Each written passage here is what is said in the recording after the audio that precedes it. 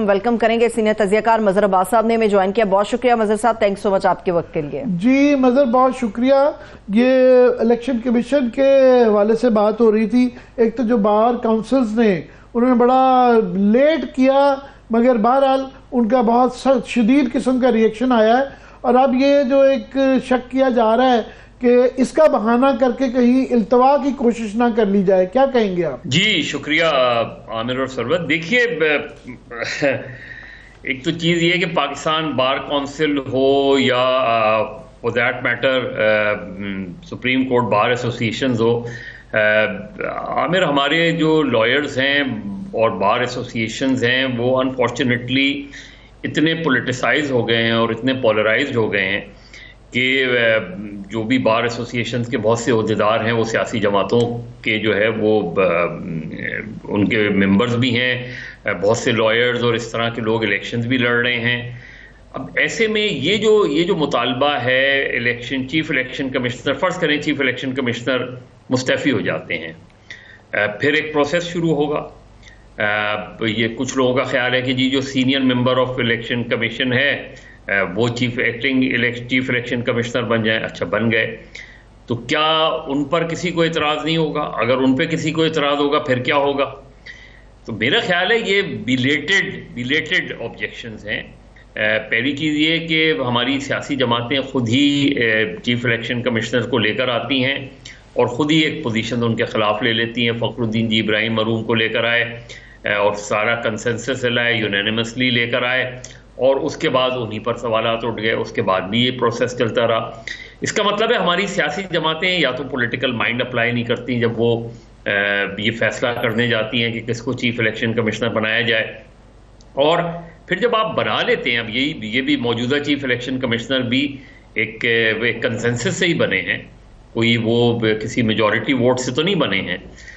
تو ہر election commissioner پہ, ہر chief election commissioner پہ ہماری سیاسی جماعتوں کا اعتراض ہوتا ہے اور پھر خود ہی لے کر آتی ہیں.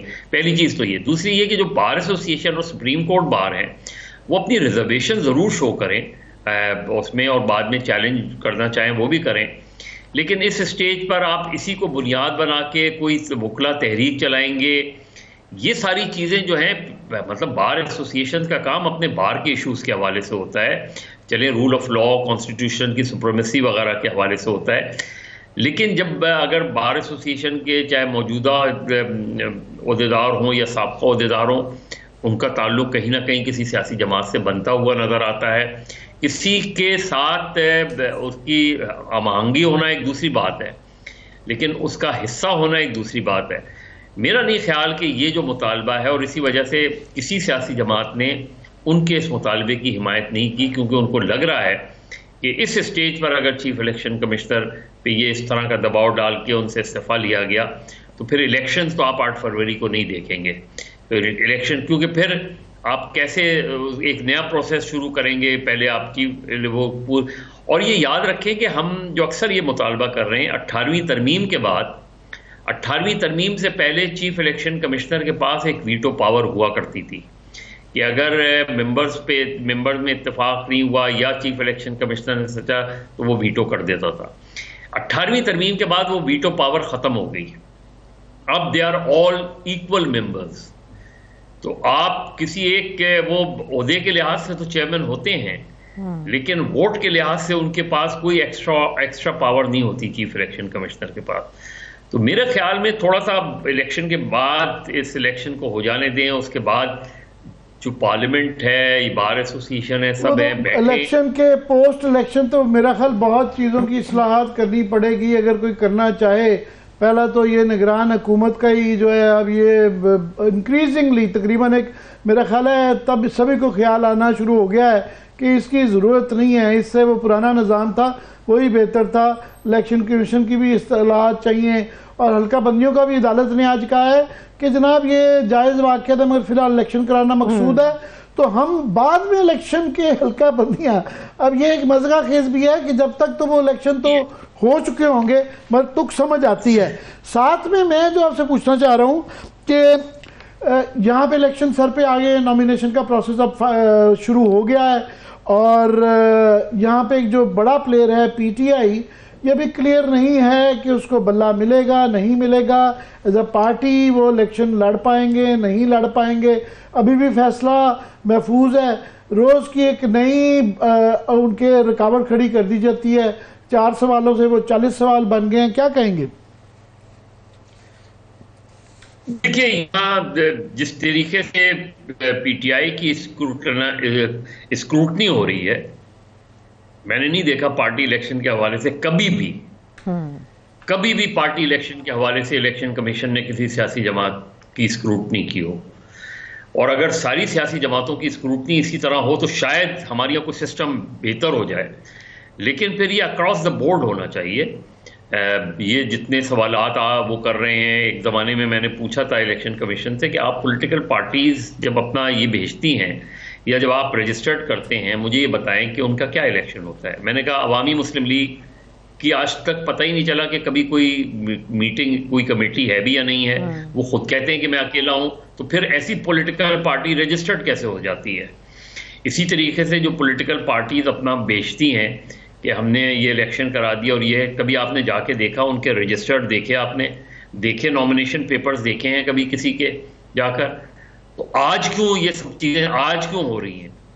اور یہ بات پی ٹی آئی کی بالکل درست ہے، علی ظفر صاحب کی، کہ یہ اس میں جو پارٹی ہے، یعنی ان کے الیکشن کے حوالے سے تو کسی نے اعتراض نہیں کیا تھا پی ٹی آئی میں الیکشن ہوتے ہیں نہیں ہوتے، نامینیشن ہوتی ہیں نہیں ہوتی۔